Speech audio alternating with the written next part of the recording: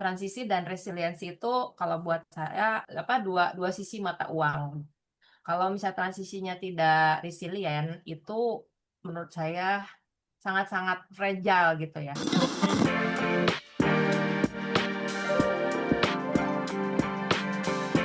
Hai sahabat TCID, kalian sedang mendengarkan podcast Suara Akademia.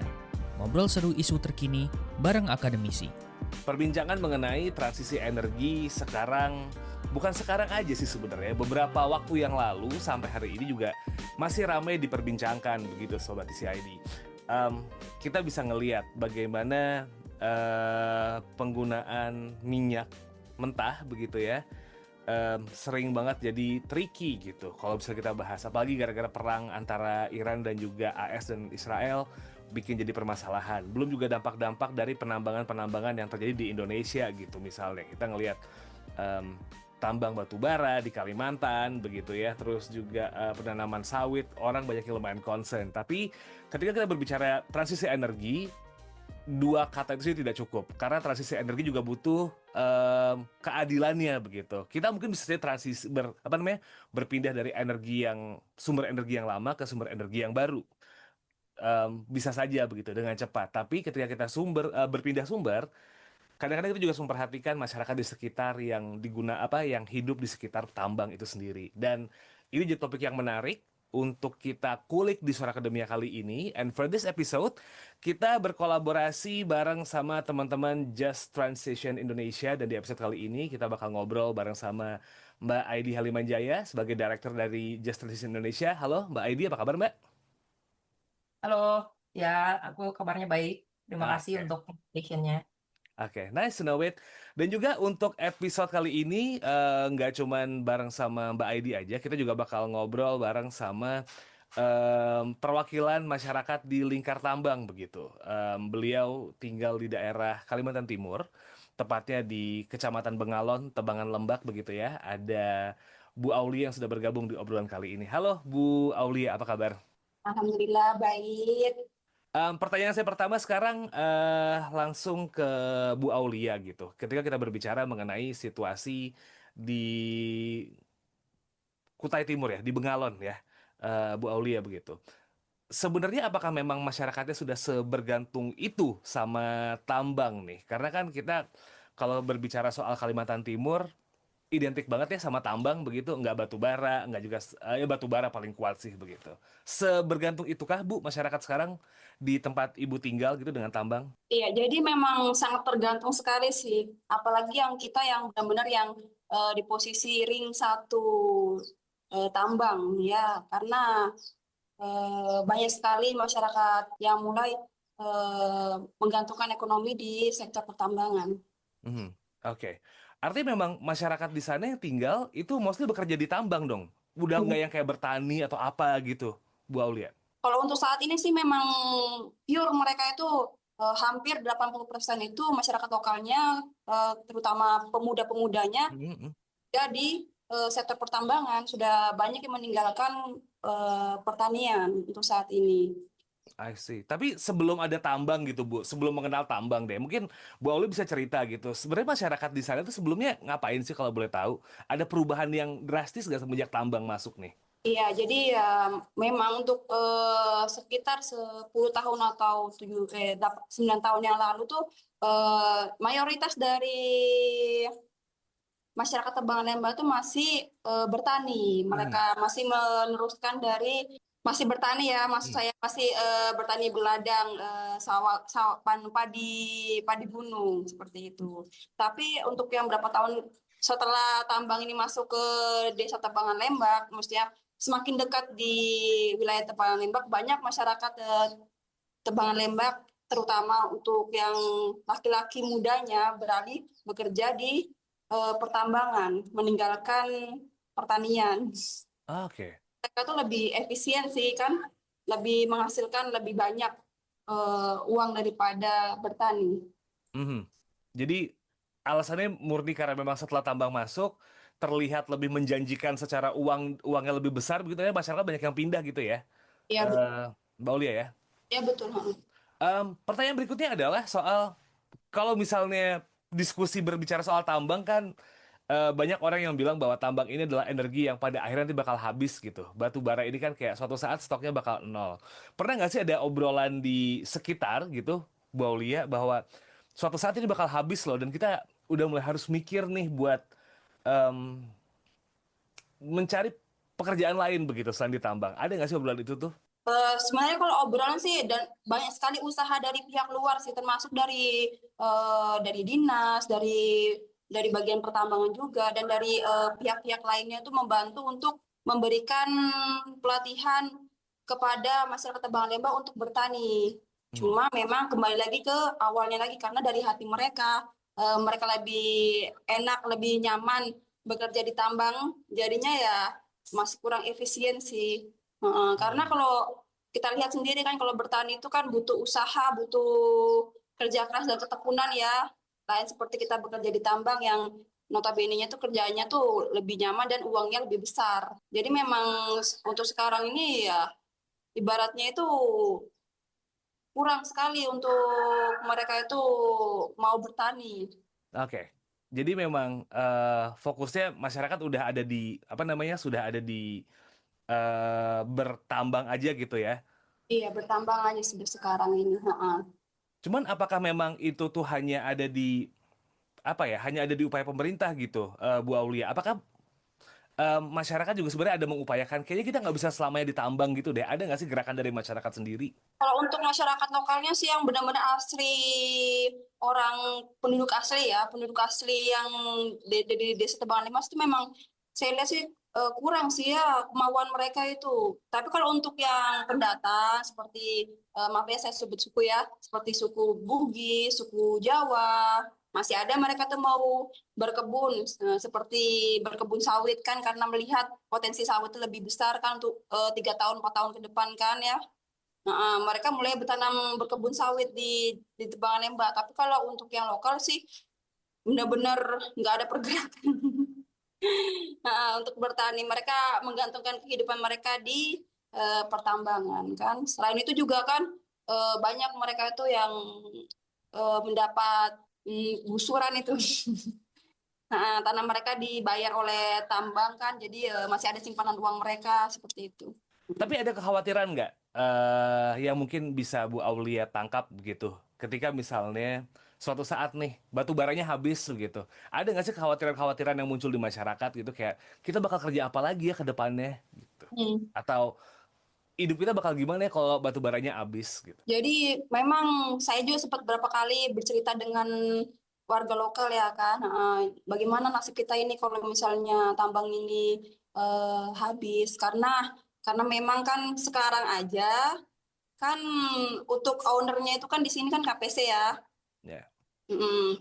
Tapi kan KPC itu kan nggak langsung rekrut karyawan kan, mereka melalui Sukon ya, labor supply-nya, yang alhamdulillahnya itu diambil oleh BJM, ya PT BJM, nah PT BJM ini memperkerjakan lokal, ya kan. Tapi karena mereka tuh Sukon, ya kan yang kontrak, jadi kan nggak nunggu bertahun-tahun kan, kalau habis kontrak kan selesai juga kan kerjaan mereka. Nah, ini juga sudah mulai ada pengurangan. Jadi mereka tuh sudah mulai khawatir, aduh bagaimana ini nanti ini sedang kita ini mau mencari payau sudah tidak ada payau karena habis sudah diambil tambang kan lahan mereka, mau bertani juga sudah tidak ada modal, seperti itu. Kita sekarang mungkin geser ke Mbak Aidi dulu nih. Kekhawatirannya lumayan serem ya, Mbak Aidi gitu. Sedangkan upaya untuk transisi energi, let's say meninggalkan gitu, lumayan urgent gitu for now. Kalau Mbak Aidi sendiri ngelihatnya nih Mbak, dari perspektif yang biasa teman-teman Just Transition Indonesia lakuin, hal-hal yang terjadi di masyarakat itu gimana nih Mbak Aidi ngelihatnya sekarang Mbak?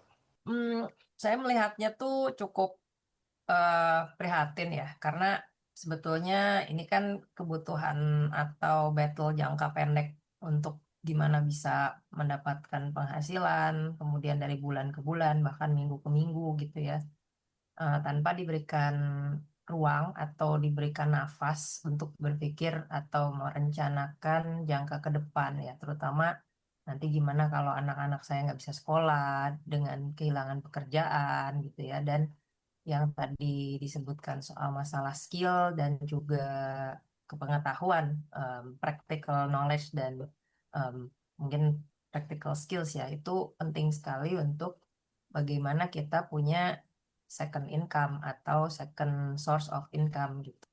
Jadi kalau di dalam kehidupan masyarakat lokal, saya lihat tuh belum ada agenda untuk bagaimana membantu mereka untuk memikirkan sumber lain. Dan patternnya saya rasa mirip ya di setiap lokasi tambang yang ada di Indonesia ataupun di lokasi komoditi ekstraktif. Kalau ngelihat status quo di hari ini nih Mbak Aidi, is it that hard untuk menerapkan transisi energi yang berkeadilan gitu Mbak? Karena masyarakatnya sendiri juga kayaknya nggak siap begitu kalau misalnya memang ada transisi energi untuk menghadapi permasalahan ini nih Mbak. Sebetulnya sulitnya itu karena, jadi kalau saya bilang sulit nggak sih? Ya, saya akui sulit ya kalau memang belum ada potensi lain yang terlihat atau menjanjikan. Jadi misalnya ada contoh di mana sukses nih tambang kapur ya di Ya. Ramang-Ramang misalnya, pemerintahnya atau perusahaannya ingin terus menambang tapi masyarakat lokalnya menolak gitu. Karena ada potensi lain di mana misalnya mereka sudah merasakan di sana ada pendatang pariwisata misalnya atau ada pendatang untuk kebutuhan lain sehingga di situ ada persinggungan atau versus gitu ya antara ekonomi dengan diteruskan pertambangan dan ekonomi bila tidak diteruskan pertambangan. Nah, tapi kalau belum ada indikasi apa nih potensi penggantinya, itu memang sulit. Jadi secara ekosistem memang perlu dibuat percontohannya atau dibuat semacam trigger-triggernya. Nah, itu yang sebetulnya perlu mulai dilakukan jauh-jauh hari. Tidak bisa dalam waktu misalnya 10 tahun sebelum tambang tutup gitu ya. Walaupun ada kewajiban pasca tambang dari semua PT untuk menyediakan hal tersebut. Tapi saya lihat praktisnya minim, sehingga pada akhirnya banyaknya lebih ke kompensasi ekonomi seperti itu, ketimbang membuat ekosistemnya atau membuat macam alternatif ekonominya. Jadi pertanyaan saya berikutnya adalah ketika kita berbicara transisi energi berkeadilan gitu, Mbak Aidi ya. Kadang-kadang kan banyak anggapan orang begitu bahwa yang mendiskusikan ini hanyalah perusahaan tambang yang dianggap mengerti lingkungan sekitar begitu ya dan juga stakeholder begitu, pemerintah begitu. Suara-suara masyarakat kayak yang diceritakan oleh Bu Aulia begini itu tidak tidak sampai biasanya gitu, quote unquote. Sebenarnya suara-suara yang disampaikan atau mungkin opini yang disampaikan oleh Bu Aulia tadi itu in terms of technical itu masuk dalam draft rencana kalau misalnya orang bikin apa ya kayak plan buat transisi energi nasional gitu nggak sih Mbak? Atau kayak nggak sama sekali bahkan? Ya, untuk teknisnya saya mengeneralisir ya, karena saya sendiri tidak terlibat dalam proses audiensinya, tetapi banyaknya untuk metode pengambilan data biasanya sampling, jadi tidak semua masyarakat bisa berpartisipasi. Nah, proses sampling ini kadang-kadang juga terbatas pada sumber daya begitu ya. Jadi dipilih hanya beberapa orang dari desa, kemudian biasanya hanya kepala desa atau mungkin perwakilan desa begitu yang diundang ke kota. Tapi untuk melihat sendiri realita di lapangan, biasanya itu check spotnya itu sangat terbatas. Sehingga kalau bisa dibilang apakah representatif, nah di situ ada banyak perdebatan karena ada ada argumen bahwa itu ada power relation, bahwa oh kepala desa mendapatkan keuntungan tertentu gitu ya. Ada juga anggapan-anggapan di mana tuduhan-tuduhan jadinya jatuhnya itu bahwa oh kepala desanya mendapatkan jatah misalnya seperti itu ya. Nah, sebetulnya yang saya lihat itu praktek-praktek audiensinya itu mungkin dalam arti kata sudah ada, tapi ingenuity-nya itu saya masih belum bisa lihat secara general di Indonesia itu bahwa setiap audiens dimulai dengan genuine intention gitu ya untuk mendapatkan masukan. Sehingga suaranya itu, apakah validitas suaranya itu bisa dipertanggungjawabkan, nah itu yang kita belum lihat. Dan gimana cara buat bisa ngedorong akhirnya suara-suara masyarakat yang tinggal di sekitar yang nggak disampling ini bahkan bisa jadi samplingnya nggak tepat begitu ya, atau mungkin miss gitu, bisa sampai terdengar nih Mbak Aidi. Karena kan biasanya yang miss-miss ini tuh banyak aja susulannya begitu. Ya, ini pertanyaan yang sulit sih jawabannya ya. Hmm. Jadi sebetulnya dari motivasi pengelola sumber daya di negara kita sendiri gitu ya. Apakah mereka memiliki keinginan untuk membangun gitu ya, membangun negara ini sebagaimana kebutuhan masyarakatnya. Nah, banyaknya kan yang seperti saya bahas di dalam diskusi soal uh, political economy behind this ekstraktif ya, banyaknya memang di situ terjadilah uh, apa namanya political interest ya. Jadi di mana pola kekuasaan kita itu banyak juga dikuasain oleh para ex uh, birokrat begitu ya di dalam pengelolaan perusahaan. Begitu juga eh, PTA atau PTB CEO-nya kemudian menjabat sehingga banyak konflik of interest di sana begitu. Nah, sebetulnya kalau syaratnya di mana audiens yang genuine tadi terjadi, konflik of interest-nya itu harus seminimal mungkin gitu. Jadi dibatasi dari siapa yang boleh mengambil keputusan bagi khalayak umum gitu, bukan untuk kepentingan perusahaan.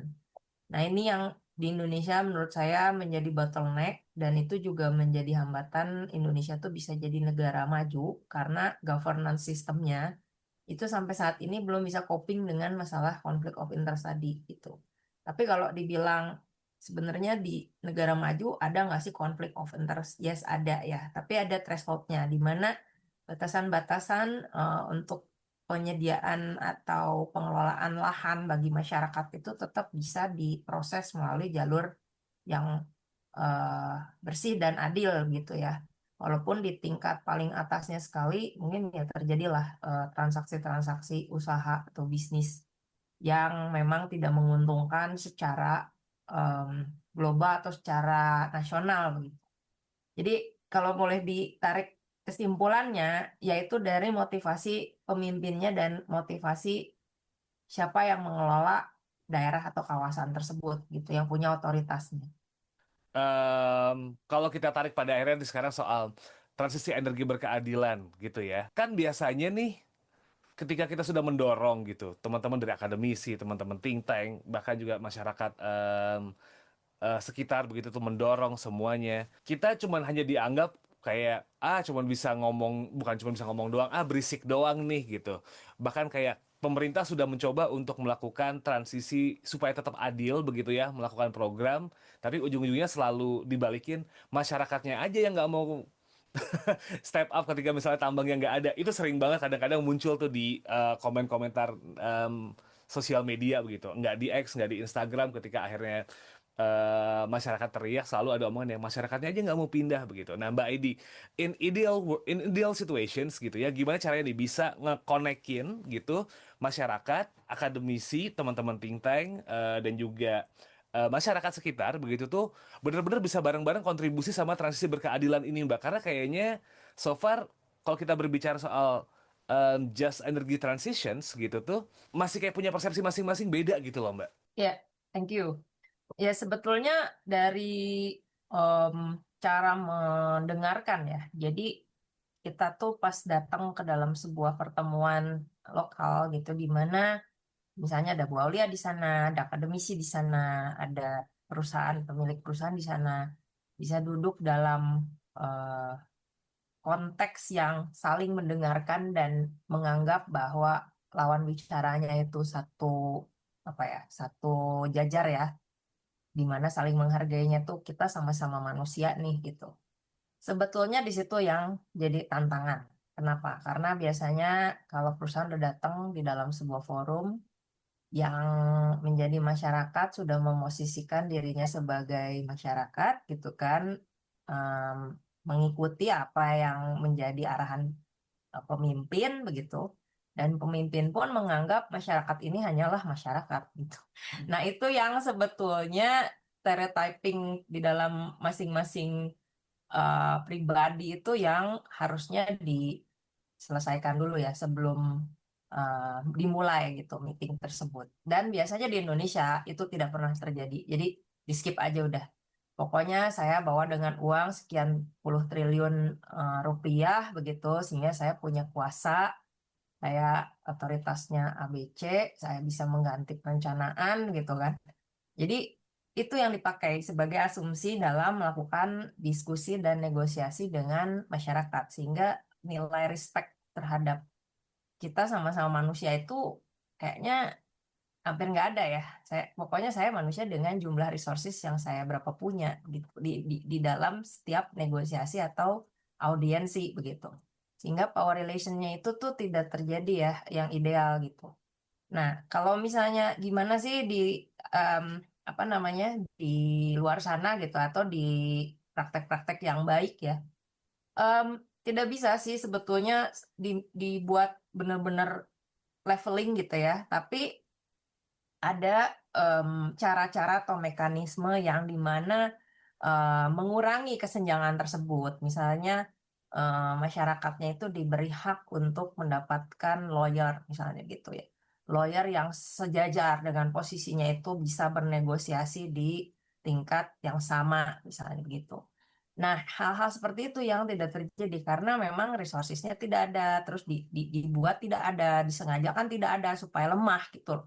Nah, itu yang kembali ke sebenarnya willingness to be at the human levelnya itu yang menurutku tuh udah sangat-sangat terkorosi ya, sehingga we're talking only object gitu. Ketika kita ngomong negosiasi itu semua objek aja, objek ekonomi.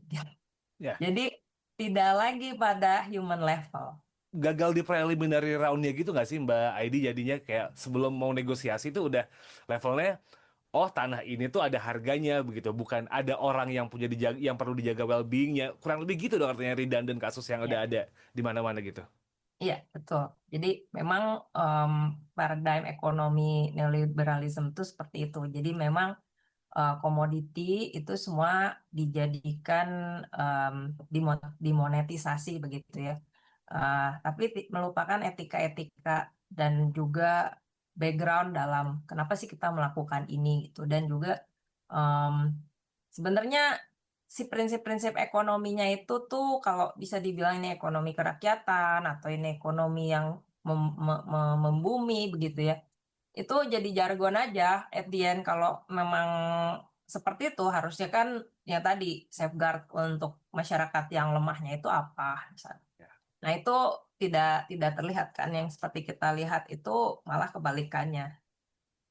So, misalnya para pengambil atau penguasa, polisi, militer misalnya ya, apakah mereka ada di posisi yang ditaruh bersama masyarakat ketika negosiasi? Nah, itu kan harusnya mengimbangi gitu ya. Gimana supaya ngimbang gitu power power power di dalam sebuah ruangan itu supaya ketika negosiasi itu sejajar. Nah, itu yang nggak terjadi nih, Pak. Yep, yep, yep. Bisa ditangkap. Kita mungkin geser sedikit ke Bu Aulia nih, bercerita soal ketidakadilan tadi yang sudah muncul gitu. Bu Aulia, ada nggak sih cerita-cerita dari teman-teman masyarakat begitu, ngerasain bahwa kayaknya kita makin sini makin unfair deh. Mungkin di awal iya dapat pekerjaan, tapi makin sini kok tanah kita makin susut ya gitu, makin nggak bagus gitu. Ada nggak sih cerita-cerita soal ketidakadilan ini nih, Bu Aulia? Kalau sebenarnya pribadi sih ya, Ya, kemarin kan sempat tuh kami tuh bersih tegang dengan perusahaan sama pemerintah ya, karena urusan lahan.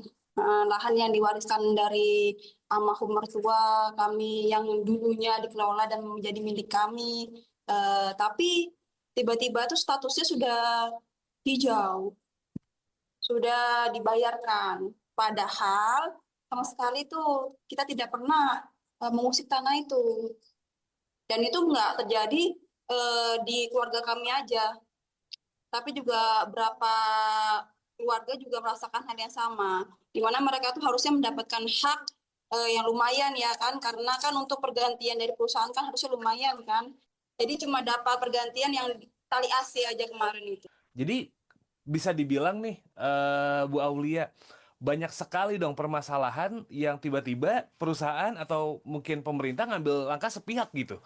Sama sekali nggak ngajak ngobrol, sama sekali nggak ngajak diskusi, atau kebijakannya tuh yang benar-benar tiba-tiba masyarakat di sekitar ya udah nih terima aja gitu. Kalau misalnya nggak mau terima ya ya udah mau ngapain lagi, kurang lebih kayak gitu.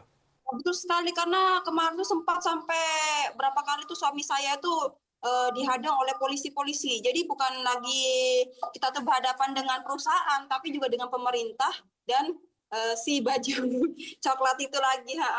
Sempat tuh kemarin tuh suami saya tuh satu orang aja, tapi dihadapi dengan puluhan polisi karena dari keluarga kami kan tidak terima karena itu tuh hak kami, tapi diambil alih perusahaan yang mengaku sudah dibayarkan sama perusahaan. Padahal sama sekali keluarga kami ini tidak pernah mencairkan seperti itu. Nah, dan waktu itu juga ambigunya karena suami saya juga bekerja di perusahaan kan yang notabene juga terikat perusahaan, tapi di sisi lain ada tanah yang harus diperjuangkan seperti itu. Menarik kalau kita coba bahas nih Mbak Aidi. Artinya memang keadilan dari awal ketika perusahaan mau masuk aja keadilan dipertanyakan. Ketika mau transisi atau keadilan juga semakin dipertanyakan lagi nih Mbak Aidi, karena tadi em, proses apa namanya pengambilan lahan juga tiba-tiba udah jadi hijau, udah jadi milik perusahaan begitu gitu. So kalau kita berbicara penerapan apa ya prinsip keadilan dalam bertambang, belum transisinya nih ya Mbak ya, baru ketika proses tambang itu aja udah nggak ada. Gimana kita mau ngomongin transisi dong Mbak? Sebetulnya kalau saya mau tetap optimis. Jadi em, sebetulnya dengan kita memiliki mindset itu saja, gitu ya, kita memberikan semacam ide bahwa keadilan itu mungkin di luar sana minim gitu ya dari pemerintah atau baik dari pengelola usahanya atau apapun ya. Tapi ketika ada resources yang memang berpihak pada kita gitu ya, bagaimana kita memanfaatkan itu untuk memberikan visi buat masyarakat ini dan generasi di masa yang akan datang gitu ya. Minimal mereka mengerti apa yang terjadi, begitu ya, pertama. Kemudian apa yang akan mereka lakukan dengan hidup mereka di dalam konteks apa yang mereka ketahui, gitu. Jadi kalau eh, berharap bahwa pihak tertentu atau otoritas ini akan berevolusi atau berganti atau mengganti cara pola pikir, begitu ya, itu kan dimulai dari yang menjadi eh, pencetus atau menjadi change maker ya, atau ya kita sebutnya di lapangan itu mau bertindak seperti apa. Terutama dengan tanggung jawab yang mereka miliki di dalam keluarga. Jadi minimal unit keluarga terkecil lah, satu atau dua pun gitu ya. Walaupun mereka lama-lama misalnya ya terpukul juga gitu ya, seperti tadi kasusnya Bu Aulia dan keluarga misalnya. Tapi mereka terinform lah ke depan kita harus seperti apa sih misalnya. Nah itu pun aja masih kita perjuangkan gitu ya, gimana untuk menyentuh atau memberikan visi-visi baru bagi generasi mendatang agar minimal mereka bisa survival di dalam konteks ekonomi yang seperti ini begitu.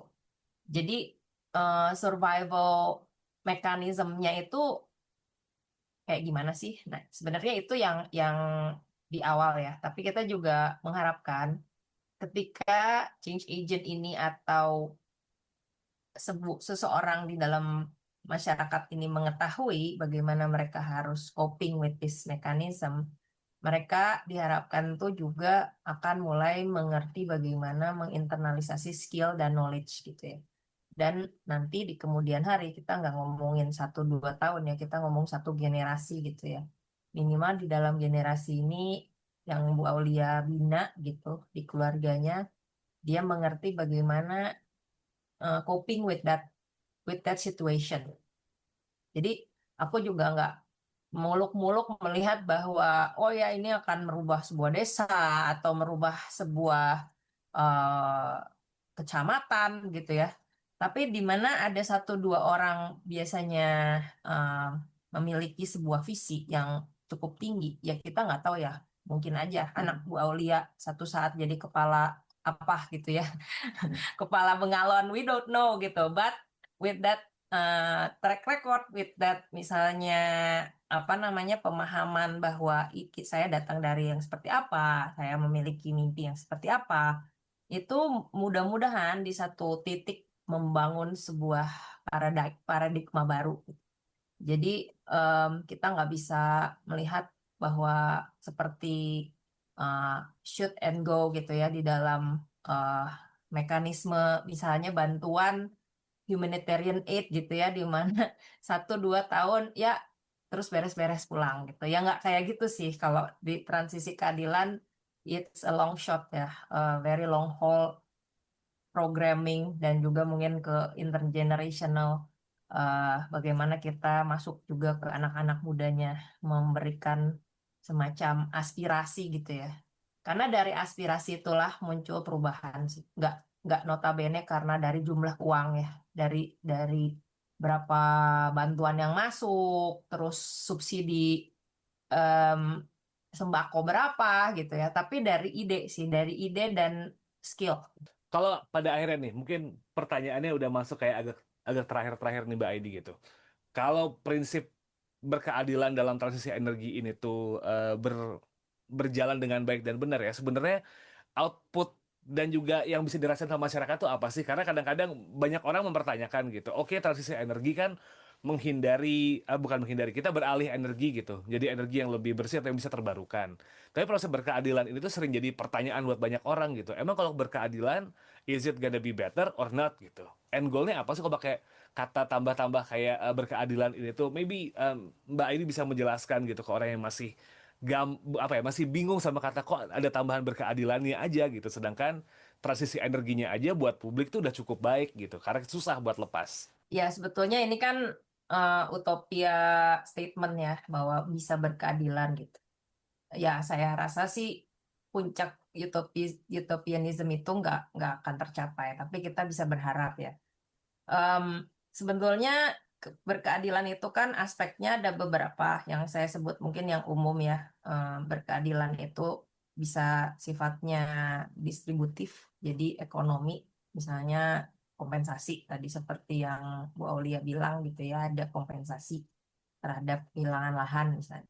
Itu yang biasa diketahui dan em, apa namanya, yang biasa diminta gitu ya. Kemudian ada juga keadilan partisipatif yang sifatnya itu bagaimana suara dari masyarakat itu bisa uh, representasi gitu ya. Nah, kemudian juga ada keadilan restoratif. Jadi misalnya sudah terjadilah hal-hal yang mungkin di masa lalu kehilangan cara-cara bagaimana melakukan penanaman padi gunung gitu ya. Dan keadilan itu bisa bukan berarti hanya jadi mengembalikan 100% atau mungkin 70%, enggak. Bahkan di titik-titik di mana mendokumentasikan budaya yang hilang aja udah sebuah keadilan gitu. Jadi di mana ini punah nih, oke, tapi kita coba dokumentasikannya, coba kita ingat gitu. Ini kita pernah lakukan, terus kita apa namanya, bilang ke anak cucu gitu ya, bahwa ini pernah ada dan gini loh caranya. Maybe in the next, I don't know, 100 years, 200, 1000 ya, nanti dipicking sama AI juga gitu ya, untuk jadi sebuah kearifan lokal atau kearifan masa depan, ya itu gimana nanti. Tapi yang pasti ada gitu jejaknya, itu aja udah sebuah langkah keadilan partisipatif. Jadi terekam jejaknya gitu ya. Kalau sekarang mungkin di dalam dunia digital gitu. Kemudian cara-caranya tersebut tidak hilang. Jadi kalau misalnya mau diulang itu bisa gitu. Walaupun memang lahannya sudah tidak siap gitu ya. Tapi at least kayak orang yang melestarikannya dan ingin melestarikannya itu bisa melakukannya gitu. Di kemudian hari kalau misalnya ada keinginan. Terus juga keadilan intergenerational yang sifatnya itu Gimana dengan anak cucunya yang memang sudah tidak lagi mengerti budaya ibu atau kakeknya gitu atau neneknya gitu. Nah, bagaimana kehidupan mereka setelah ini nanti ditinggalkan. Nah, itu juga menjadi sebuah bentuk perjuangan di mana ini aplikasinya berbeda-beda dari satu kasus ke kasus lainnya. Tapi yang saya lihat keadilan yang sangat-sangat pragmatik gitu ya oleh jurnalis dan oleh aktivisme riset misalnya gitu. Itu di dalam mendokumentasikan. Jadi bagaimana kita membawa ini ke ranah publik digital gitu ya, supaya ketika di-retrieve kembali dan mau direkayasa ulang lah istilahnya gitu ya dalam konteks tertentu itu bisa. Karena kalau misalnya kita ngomong punah, ya kita nggak akan bisa restorasi ya sama sekali gitu. Tapi kalau ilmunya aja stay, at least we can start somewhere. Ya, menarik, menarik. Nah, mungkin ini jadi pertanyaan terakhir saya ke Bu Aulia dan juga Mbak Aidi nih. Mungkin ke Bu Aulia aja dulu gitu. Em, Pertanyaan terakhir saya nih, keadilan seperti apa nih yang Bu Aulia pengen banget dapatkan atau mungkin sampaikan gitu ya di obrolan kali ini supaya akhirnya kehidupan masyarakat di sekitar tempat tinggal Bu Aulia sekarang tuh masih bisa kejaga meskipun nanti pertambangannya tetap jalan atau mungkin ada transisi energi yang membuat tambangnya stop gitu. Keadilan seperti apa nih yang pengen Bu Aulia sampaikan? Ya, seperti yang disampaikan Bu Aidi, ya, saya itu mengharapkan untuk yang masa depan di Setembangan Lembang itu menjadi lebih baik lagi ya. Nah, entah itu ada atau tidak adanya tambang. Jadi yang lebih spesifik lagi kan kita tuh melihat suatu desa itu tidak hanya satu, dua, tiga masalah aja, tapi kan banyak sekali masalah-masalah yang ada di sebuah desa, apalagi yang kita sebut dengan Desa Tembangan Lembang yang notabene-nya itu adalah desa terpencil dan tertinggal. Ya, Nah, yang pertama itu lebih fokusnya tuh ke suplai listrik, air bersih, kesehatan, semua itu jadi lebih meningkat ya kan. Entah itu ada atau tidak ada tambang karena untuk saat ini tuh di tahun 2026 satu-satunya desa di Bengalon yang tidak ada listrik itu cuma desa Tebaleng aja. Padahal padahal kita ini ada di ring satu tambang terbesar di Kalimantan Timur ya kan. Kan sangat sayang sekali kan dengan adanya tambang tapi kita masih dengan status desa tertinggal. Berarti kan di situ ada miss ya kan. Seperti itu. Selain itu juga saya mengharapkan itu agar ada lebih banyak perhatian dari pemerintah, dari pihak ketiga untuk pendorongan skill kepada generasi-generasi mudanya di Setembangan Lembang. Karena untuk yang di generasi usia 15 tahun ke atas saja sekarang ini sudah banyak mereka itu yang tidak melanjutkan sekolah seperti itu. Jadi kan kasihan sekali kan untuk berapa tahun kemudian kan berarti kan ini kan tidak ada apa ya tidak ada kemajuan kan kalau dari pendidikannya aja sudah terhenti di situ. Eh, Semoga itu bisa disampaikan ya. And gonna be my last questions tuh ke Mbak Aidi. Gimana nih Mbak? Mungkin obrolan kita lumayan soal just energy transition ini tuh bakal masih panjang begitu ya. Karena kalau kita berbicara proses transisi di Indonesia, it seems like sudah mulai tapi kayaknya masih bakal jadi long, long way. Ditambah situasi geopolitik sekarang membuat kita kayaknya agak diuntungkan dengan harga batu bara yang naik ya. Kayaknya jadi kayak batu bara lagi aja lah gitu. Terus yang main sawit juga kayaknya kita masih punya banyak lahan, kita main sawit aja lah gitu. Maybe ada lagi yang pengen disampaikan Mbak Aidi dengan situasi sekarang begitu dan mungkin harapannya ke depan melihat situasi kalau kita ngomongin konteksnya just energy transitions nih Mbak Aidi. Iya, thank you. Ya, sebetulnya everybody want to be smart financially kan. Kalau bisa punya second income, third income, fourth income, why not? It's getting better gitu kan. Ya, sebenarnya sama prinsip cara berpikir itu dengan diversifikasi lahan dan diversifikasi income dari lahan yang kita miliki gitu. Jadi kalau semuanya sawit ketika nanti tiba-tiba terhambat, ya habis gitu kan, apa namanya, ekonomi secara nasional kita gitu, dan begitu pula batu bara. Jadi sebetulnya walaupun saat ini gitu ya, ketergantungan terhadap batu bara, sawit itu ada, tapi jangan dilupakan yang lain-lainnya gitu. Jadi sebetulnya kayak ketika analoginya itu seperti kalau kita hanya fokus pada em, aktif income aja, tidak ada pasifnya misalnya gitu ya. Iya, ketika kita sakit mati, dah gitu aja prinsipnya. Jadi kalau bisa diversifikasi itu tetap ada. Jadi kalau menurut saya kurang bijak ya kalau pemerintah itu hanya fokus sawit sawit semua gitu. Terus batu bara semua gitu. Jadi tidak ada ketahanan di sana. Kalau mau ngomong resiliensi gitu ya, sebetulnya ketahanan yang paling dasar adalah masyarakatnya mengerti bagaimana coping with different income, different different ways of getting the income. Jadi misalnya masyarakatnya juga nggak hanya bergantung pada satu titik saja gitu. Jadi dia punya skills ini, skills itu begitu. Jadi agile gitu. Nah, saya juga berharap ya, saya punya harapan sih, tapi saya tidak mau menggantungkan harapan itu pada pemerintah ya. Tapi saya melihat ketika kita bergerak ya, maupun hanya saya sendiri bergerak gitu, saya mau mencoba memasukkan ide tersebut kepada masyarakat. Yuk kita bisa bikin ini, bisa bikin itu, begitu ya. Skillnya tuh tidak dibangun hanya dasar satu hal aja gitu. Jadi diversifikasi itu saya lihat juga terjadi pada riset sebelumnya, di mana bapaknya mengerjakan batu bara, ibunya mengerjakan apa gitu. Jadi tidak hanya pada satu individu, tapi juga pada satu keluarga misalnya. Dan ketika yang satu bergantung pada industri batu bara, yang satu industrinya yang lain lagi misalnya. Nah itu eh, cara pandang sih ya, karena saya lihat cara pandang inilah yang perlu istilahnya dikampanyekan lah ke berbagai eh, aspek kehidupan bermasyarakat yang saat ini sudah cukup dinamis. Contoh ya, walaupun tidak ada listrik ya, tapi saat ini potensi internet sudah ada misalnya.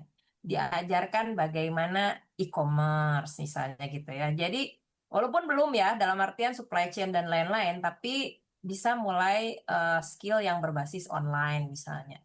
Yang ketika nanti batu baranya habis, tapi dia punya skill untuk tetap mendapatkan income dari menjual apa di online misalnya, services misalnya.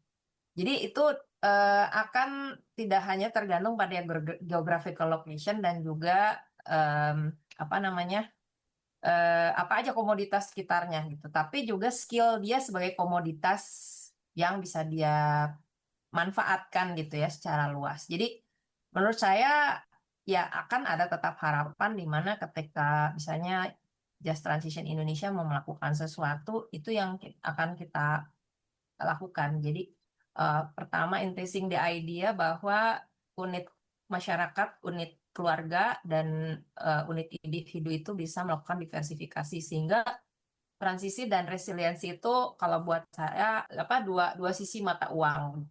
Kalau misalnya transisinya tidak resilient, itu menurut saya eh, sangat-sangat fragile gitu ya. Entah lagi ngomong berkeadilan. Jadi berkeadilannya itu attach dengan resiliensi. Ketika dia resilient, dia akan adil untuk diri dia sendiri gitu. Jadi keadilannya itu tidak digantungkan pada siapa gitu. Tidak pada pemerintah, tidak pada perusahaan. Jadi dia berdiri sebagai diri sendiri untuk ini yang adil buat saya. Jadi itu yang konsep yang dimana ngebalikin decolonization of knowledge, mendekolonialisasi keadilan ke tingkat individu gitu ya, dan juga knowledge itu bisa diterapkan oleh masing-masing individu tersebut dan juga kelompok unit kelompoknya, baik itu keluarga maupun mungkin apa komunitasnya. Jadi di situ yang saya rasa mindset ya, mindset bahwa transisi keadilan itu seperti tadi Bu Olia kan berharap pada X, Y, Z, yes, pada satu titik. Dimana ketika ya saya mau keadilan itu untuk saya dan untuk keluarga saya mau memperjuangkan keadilan itu dengan ini caranya misalnya. Nah, itu yang berbeda kalau misalnya itu dari orang lain gitu atau dari pihak tertentu, sehingga ketika tidak ada pihak tertentunya itu yang bersikap adil, dia akan tereliminasi begitu. Jadi pasif sifatnya. Tapi kalau misalnya yang tadi kita mencoba merubah mindset dibalik gitu ya, bahwa individu itu yang menentukan ini adil atau enggak buat saya gitu ya. Kalau saya enggak apa enggak bergerak, saya tidak adil terhadap diri saya sendiri misalnya. Nah, itu yang akan membawa peta sebagaimanapun rusaknya di sekitar, kita akan mencoba untuk apa namanya tidak terkungkung pada kontekstualisasi geografinya itu gitu. Karena ada sesuatu yang mungkin bisa diakses dan dibukakan cara berpikir dan aksesnya tersebut terhadap informasi ya atau terhadap skill tertentu. Nah, itu yang coba diintroduce oleh Just Transition ke semua proyek atau semua stakeholder yang kita temui gitu. Semoga ya itu menjawab ya, kan kita tidak mau bergantung pada siapapun, kita bergantung pada bahwa kita adalah individu utuh yang bisa berusaha di tengah situasi yang sangat tidak adil ini gitu, untuk adil pada diri kita sendiri.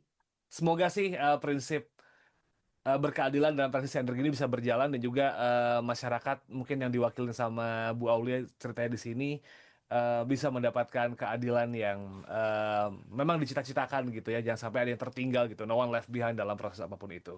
So, ini sudah di ujung dari obrolan kali ini. Terima kasih Mbak Aidi dan juga Bu Aulia buat ngobrol-ngobrol kali ini ya. Sehat-sehat terus. Anyway, sebelum kita tutup episodenya, mungkin Mbak Aidi mau ada update dari teman-teman Just Transition Indonesia gitu. Ada kegiatan apa yang bisa diikuti dalam waktu dekat itu, Mbak? Ya, terima kasih. Ya, aku mau update aja bahwa kita mulai ada proyek di Bali dan Banyuwangi gitu ya. Kita juga mau akses bagaimana sih dari unit-unit usaha yang terdampak gitu ya, bukan hanya individu gitu.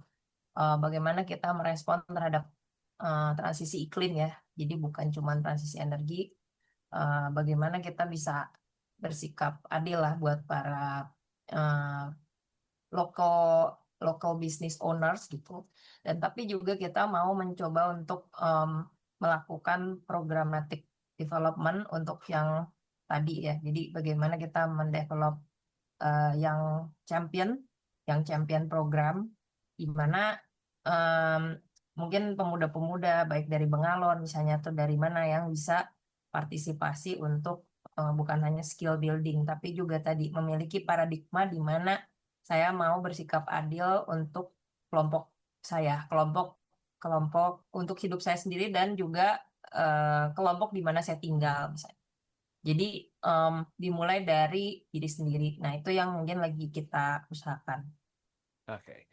Jadi kalau misalnya memang pengen tahu update-nya dari teman-teman di Just Transitions Indonesia, langsung aja bisa cek di sosial media kali ya, Mbak Aidi ya, di justtransition.id ya.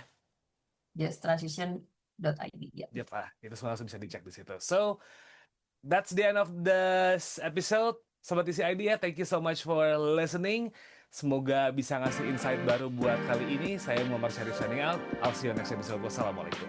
Kalian telah mendengarkan podcast Suara Akademia, ngobrol seru isu terkini bareng akademisi.